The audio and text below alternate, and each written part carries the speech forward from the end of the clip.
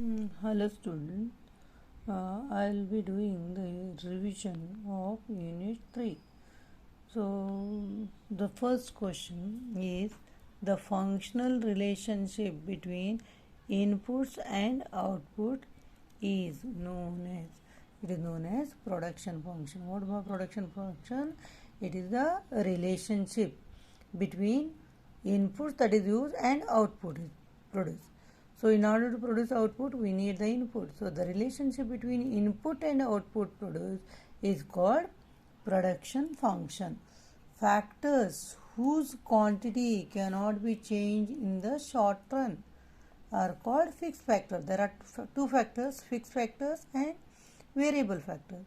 So the factors whose quantity cannot be changed in the short run is called fixed factor, and the factors whose quantity can be changed in the short run are called variable factors. That is the land and building, machinery, plant and machinery are the example of fixed factor. Then raw materials, transport cost, this comes under variable factor which changes as per the production. So when the output is 0, the variable factor is also 0. When the output is less, factors will be required less. When it is more, output is more, production is more, you need more variable factor. So now the next one, in the first stage of law of variable proportion, what happens? So when the first stage of law of variable proportion, NP is increasing and total product is increasing at increasing rate. So there are three stages: increasing return, diminishing return and negative return. First stage is called as increasing return. Here MP increases and total product also increases at increasing rate. When you double the input, you get more than the double of output. That is called the increasing rate. So the total product increases at increasing rate. Then in the second stage of law of variable proportion, marginal product decreases and total product is increasing at diminishing rate. So it means when you double the input, we get less than the double of output, and that is called as a diminishing rate. No doubt total product is increasing slowly. It is increasing at diminishing rate and marginal product decrease or decline. And in the third stage of law of variable proportion, marginal product become negative, minus, and total product falls. So these are the three stages of law of variable proportion. So you have to remember whether the MP increases or decreases or negative. First stage MP increases, second stage MP decreases, third stage MP becomes negative. And first stage total product is increasing at increasing rate, second stage it is increasing at diminishing rate, and the third stage the total product falls. Then the next one, in return to scale, this is a concept applicable in the long run. So in the long run, all factors will become variable. No? In return to scale, all factors of productions are variable. In the short run, some factors will remain fixed and some are variable. In the long run, all, even including land bidding, will become variable. Firm can buy the land or building. Follow now? So the period is long, so all factors will become variable. So here also there are three stages. In increasing return, that is the return to scale, there are three stages. That is increasing return, constant return and diminishing return. So in the first stage of return to scale, TP is increasing at increasing rate and marginal product is also increasing. So it is called as increasing return. And in the second stage of return to scale, TP is increasing at constant rate and marginal product remains constant. When you double the input, you will get double of the output, and that is called as a constant return. So TP is increasing at constant rate and marginal product remains same. There is no change in marginal product. If it is 100, 100 only it remains. In the third stage of return to scale, TP is diminishing, means it is that is the increasing, that is slowly, and marginal product falls. So in the third stage, TP is increasing, it is increasing very slowly, diminishing rate, and marginal product falls. So these are the three stages of returns to scale. Now, 4 units of a labor produce 800 units of output, and 5th unit of a labor produce 950 units of output. Calculate MP, marginal product of the labor. So marginal product means net addition made to the total product by an additional factor. So marginal product formula, what is the formula of marginal product? MP is equal to TPN minus TPN minus 1. TPN of the present unit. When you use the 5th unit of labor, what is the production? 950. What is the previous one? When you use the 4th units of labor, that is what is the production? Production is 800.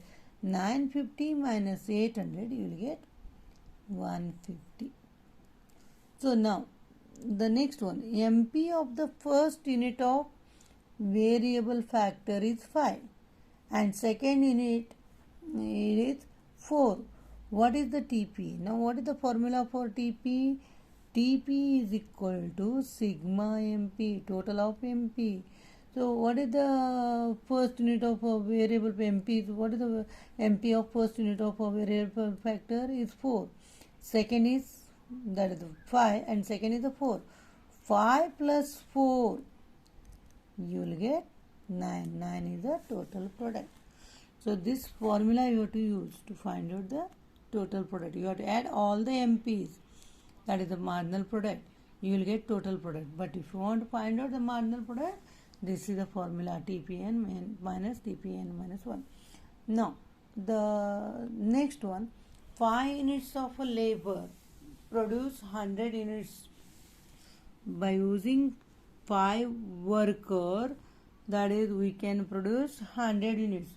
What is the average product per unit of labor is how much? So what is the formula? Average product is equal to TP divided by L, total product divided by quantity of variable factor or the labor. Total product, that is produced, is 100. 100 divided by number of workers, 5. So 5 on the 5 to the 0, 5. So what is the answer? Average product is 20.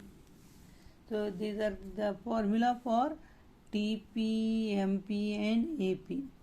So now next one, expenditure incurred on the factor inputs as well as non-factor inputs in the production of goods and services. Money spent by the firm to produce goods and services is called cost. Cost means it is the expenditure made by the firm in order to produce goods and services. Then the next question is the actual payment made to outsiders for hiring or purchasing the services of factors of production. So that is, you want the labor, you hire the labor. You want the bidding, you will hire the bidding. So the payment is made. That is to whom? That is to the outsiders for hiring the factors of production is called explicit cost.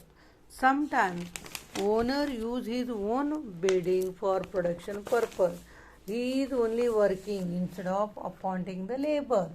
He only works.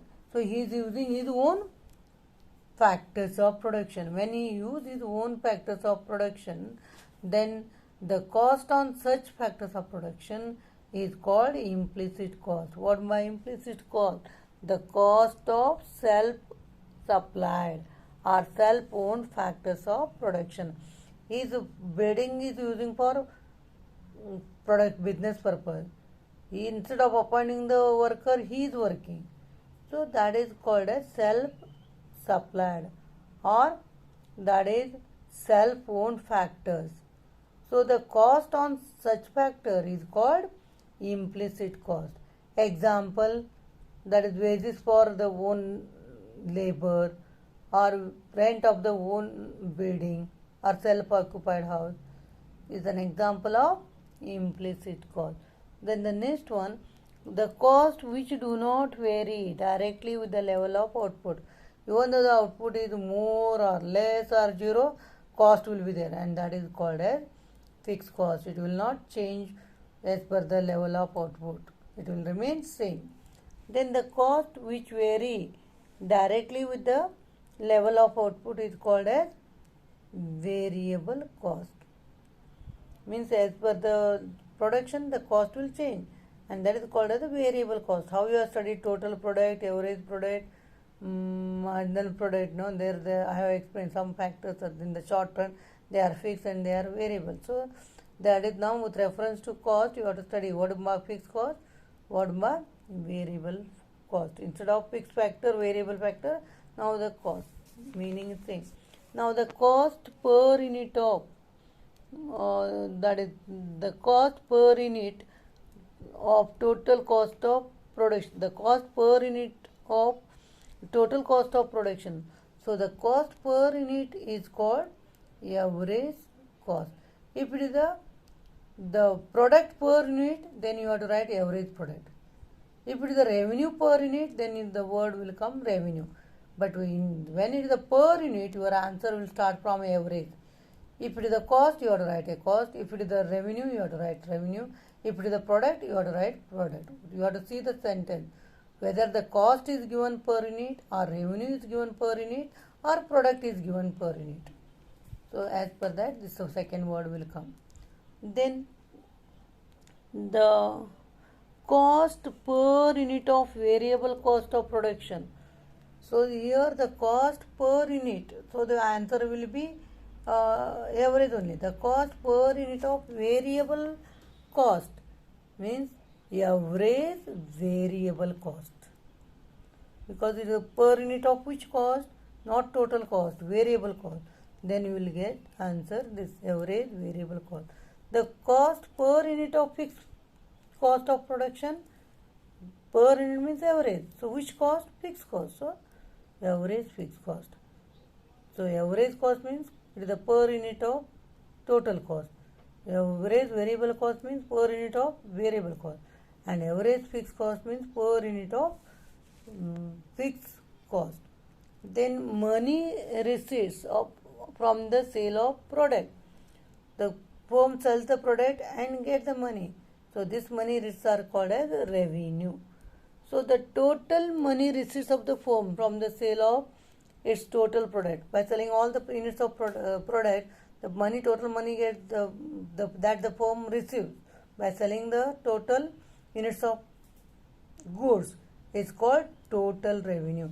So quantity into rate per unit, you will get total revenue.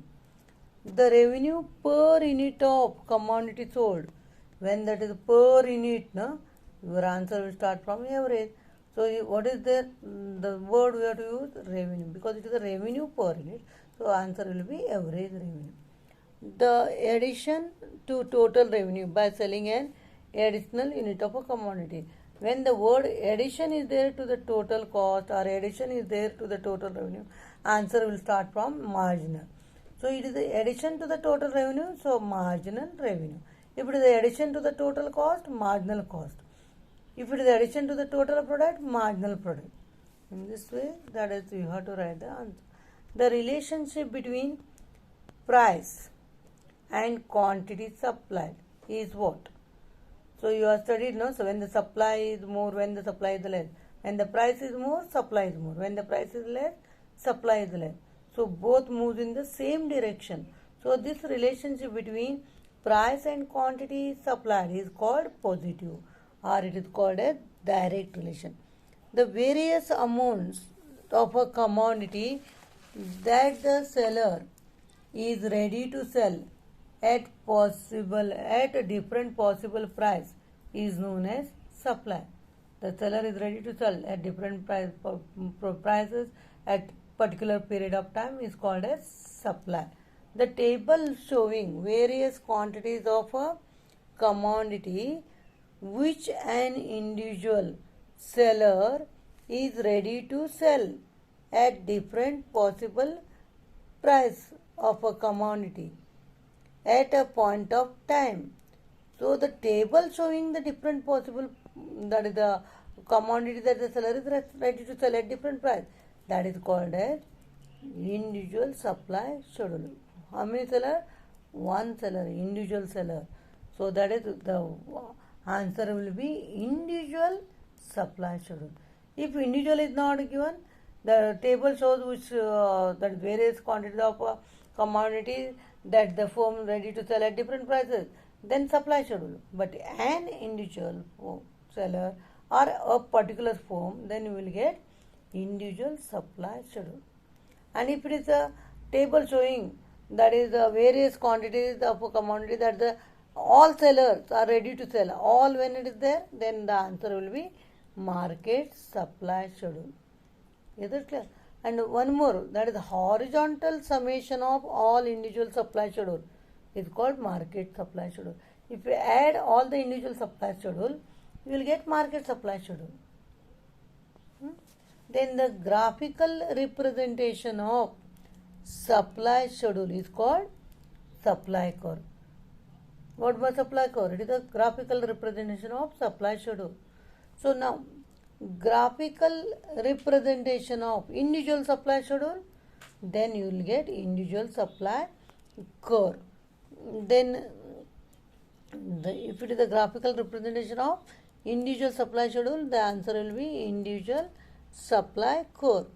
And the graphical, I have written here, no? Graphical representation of market supply schedule, then market supply curve.